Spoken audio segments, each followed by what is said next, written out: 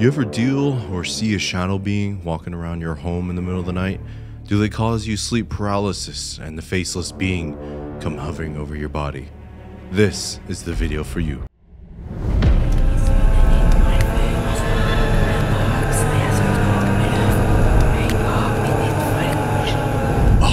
Hey everybody, welcome back to another episode of Shanclen Shadow Productions. This one's going to be a really interesting one because it comes close home to me, where I come from, and my name, where it comes from itself, Shanclen.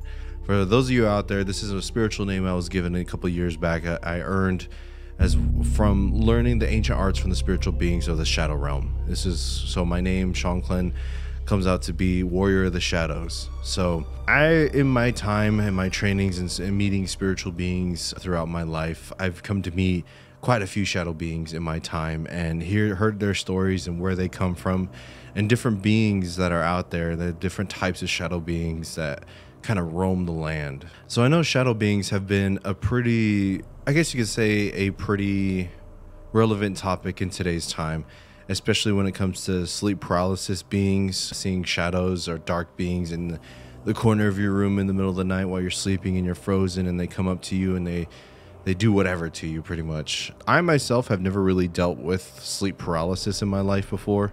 I never had these beings come in my place like that, so knock on wood that it never happens. Yeah, I have good protections up and everything. But I do know a lot of people that experience these beings as shadow beings that kind of walk around and freak them out in the middle of the night, or just shadow beings in general. So I'm going to be taking you back to the shadow world.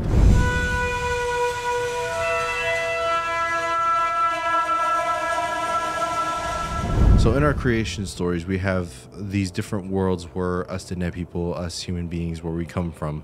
And one of those worlds, the first world, is the shadow world, the dark world. And in this world, it was said that there is no light at this time. There is no sun and everything. So the whole entire world was covered in shadow. And how these beings used to kind of see and look around and all that, they used to have these crystals that would shine the lights at certain times and everything. And the dark world is, in a sense, one of the major origins of where a lot of spiritual beings come from, if they're able to, stay alive for that long and everything. But I met quite a few beings that come from that world, and they're very knowledgeable. They've been to all the other worlds up into the point where we are now.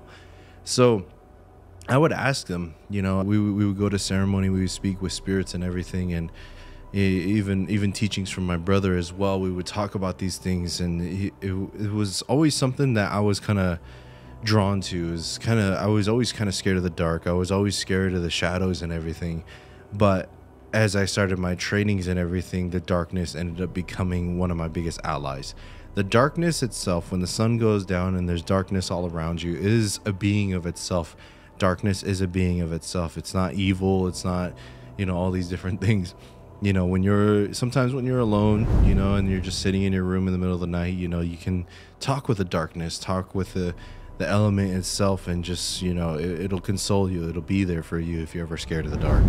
And that was one of the things that I was told when I was growing up is, just don't fear it, embrace it. So that's when I started out my trainings in, I guess you could say, kind of the shadow being arts of first world, dark world arts and everything. So the beings that a lot of people see when it comes to sleep paralysis and shadow beings and all these different things, there's so many different classifications out there. As you guys have probably noticed in my videos and everything, there's different classifications when it comes to spiritual beings, and which each, I guess you could say, category of spiritual beings, they all have their own individualities when it comes to who they are, where they come from, their purpose, their abilities, features, physical features, spiritual features, so many different things. But a lot of times we were always asked, this is like, what's those paralysis beings, those beings that have no face, the shadow beings that make you freeze at night, the sleep paralysis demons, I guess you can say. And one of the things that we were taught was, whenever you experience a shadow being like this, those are kind of one of the darker ones, more on the not necessarily evil side, but they have jealous intentions, I guess you can say. So what do I mean by jealous intentions? When these beings were created, they were created without our features as a human being. They weren't given a nose, eyes, mouth, all these other different things. They're kind of faceless beings. So in that time when they were created, up until this point to when humans were created, they kind of grew jealous of us because we had distinct features that could distinguish us between each and every individual. We were all unique in that way, unless you're a twin, but then you share your looks with somebody. But I don't know. But yeah, there's all these other different things. But when it comes down to it, those beings are, I guess you can say, jealous of human beings themselves because they want these features that we have. They'll just stare at you. That's why in the sleep paralysis, they'll come up and they'll just hover over you and look at you, and you can't do anything about it. And that's one of those things of how do you defend yourself against these beings when you're paralyzed? So that's where, like in our traditional teachings, you always put barriers around your home as far as for spiritual barriers. So as I mentioned in my previous video, ash is one of those major things that we use to be able to protect ourselves to where spiritual beings, when we sleep, don't affect us. And when it comes to darkness and shadows and everything, what I've come to learn is that having night lights and everything kind of helps, but it also, in a sense, creates more shadows. And a lot of times what I've come to find out is a lot of people, when they're in that half asleep stage, there's some people out there that I guess your eyes haven't adjusted, or they're in the process of adjusting. So you start seeing shadows move. You start seeing these things kind of move. And having a nightlight in your room does play a big effect on when you kind of see things move in your room or whatever. I know I kind of suffer from this. It's just like I have nightmares and everything, thinking like I kind of wake up and then like there's some clothes piled weirdly on my dresser and it looks like somebody's standing there, and then I freak out and I get up ready to fight, but then I was just like, wait, and then my eyes kind of adjust. I wake up and I'm just like, okay, there's nothing, it's just my clothes. But there are also beings out there, that people that actually deal with shadow beings, actually somebody standing by their front door. They start making their way closer toward you and everything. And so that's where I would recommend, using that ash if you can, or whatever religion that you have, natural protections that you have of grounding to be able to, I guess in a sense, put a barrier around yourself when you sleep. Now, sleep paralysis beings are a class of shadow beings that are out there. But sleep paralysis beings, there's also demon side, or I guess you say a version of demons of sleep paralysis that are out there too. So I'm not going to say shadow beings are all sleep paralysis beings. No, there's definitely demonic beings that do prey on people in the middle of the night as well that aren't shadow beings, but they use darkness as well. So when I was talking about, darkness is an element of a self. Shadow beings themselves know how to morph darkness, make things darker in itself, and as well as evil beings know how to manipulate darkness. Every being out there pretty much knows how to manipulate darkness. So when we would go on some of our investigations that we went on, one thing that we would know is when we were dealing with a more powerful being was when it was a clear night outside. We're not even in the city, we're back home on the reservation. Normally you can see the Milky Way every single morning.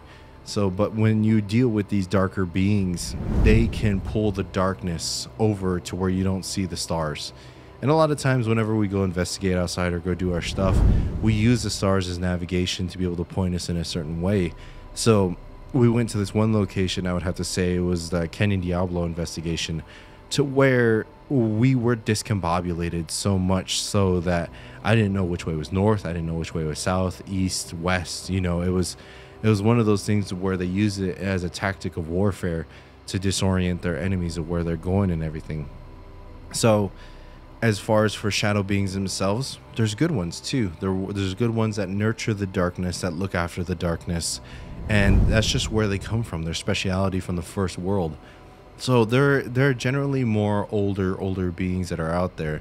Now, when it comes to shadow beings, some of them do have some features and everything, but the ones where they start to get a little unique is where I've seen a lot of people talking about the shadow being with a hat. Kind of looks like an old Western cowboy kind of walking around and everything. So this one is one of the more darker evil beings that have taken a turn for evil.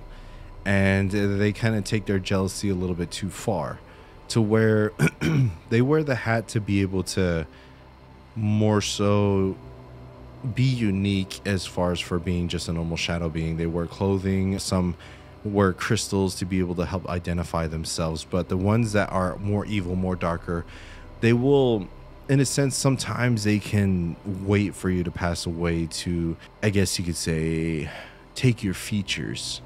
There have been stories of shadow beings that roam around that try to take the features of a human being.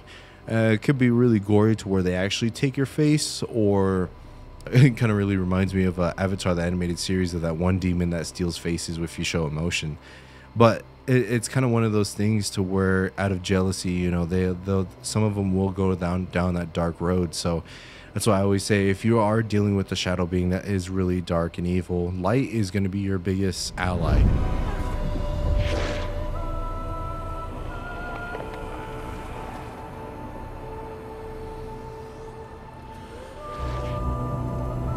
You know, night lights, like how I said, are good to use, but using those protections in your home to be able to make sure those barriers are up and strong are the best things that you can do. Whatever religion or faith, wherever you come from, use your sacred herbs, use your sacred beings that you have to be able to protect you while you sleep and your home itself. And a lot of people have been asking me, like, how do you prepare ash? You know, how do you do that? So how you prepare ash, it's a pretty simple process to where you start a normal fire, but you can use literally any wood, preferably natural wood. Don't use Home Depot pre-treated wood for ceremony. Speaking from experience, it's really hard to burn. But yeah, just use any wood, and if you can, try to give it an offering of cedar. Cedar is there's a lot of cedar trees everywhere, so if you can, try to get some cedar leaves, place it into the fire, and say a prayer, talk to the fire, and ask it, you know, for protection and everything that you need, and pray to it, talk with it, because that fire is a living being of itself. You know, you pray to it, and it in turn will protect you and give you those protections. Talk about yourself, talk about your family, talk about your loved ones, talk about your home, and how you don't want evil or darkness or people with evil intentions, dark intentions, to be able to come inside your home and affect you in a negative way.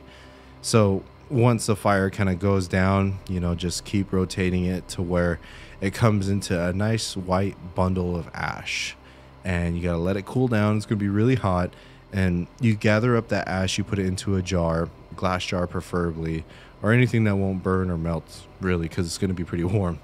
But what you do is, when you get that ash, you can get it, put it on your forehead, your chest, the men left side, women right side of your feet, your hands, the back of your neck, and your forehead right here too.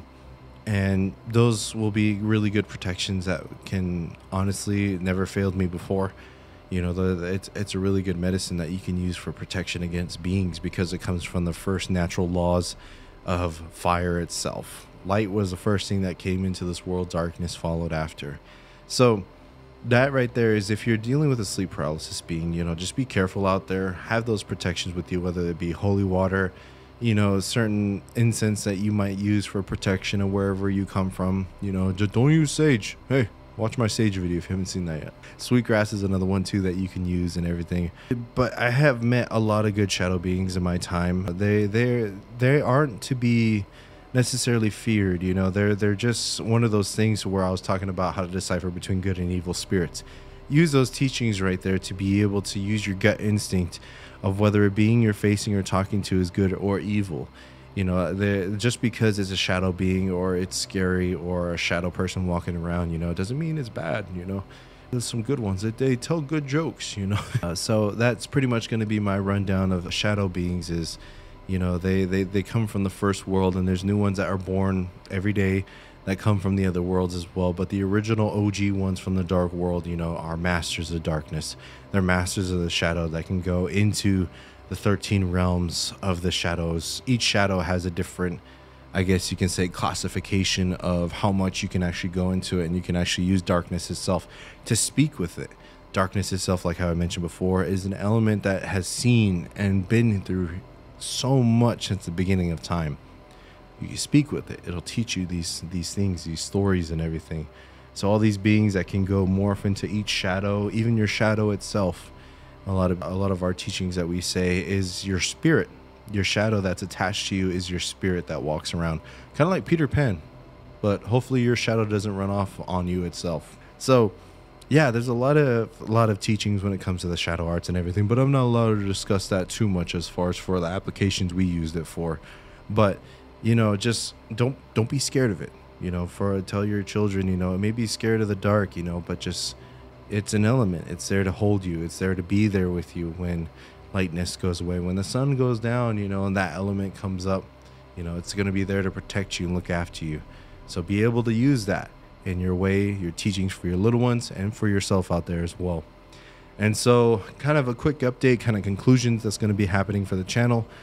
I have some more episodes coming up. I'm going to be doing a live stream here this coming Wednesday, which might be tomorrow or today, depending on when I'm going to release this.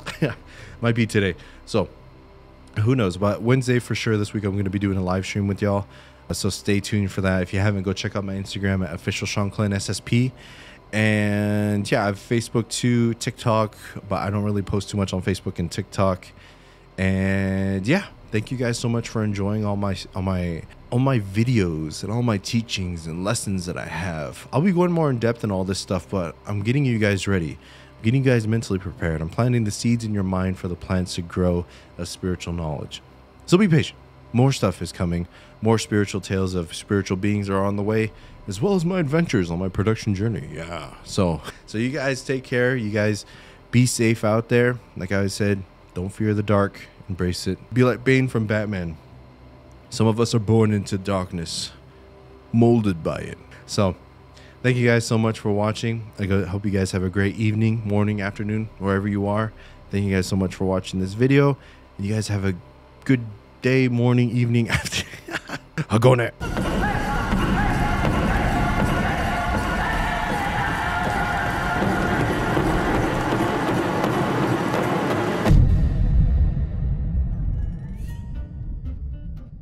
To experience sleep paralysis, they see shadow beings.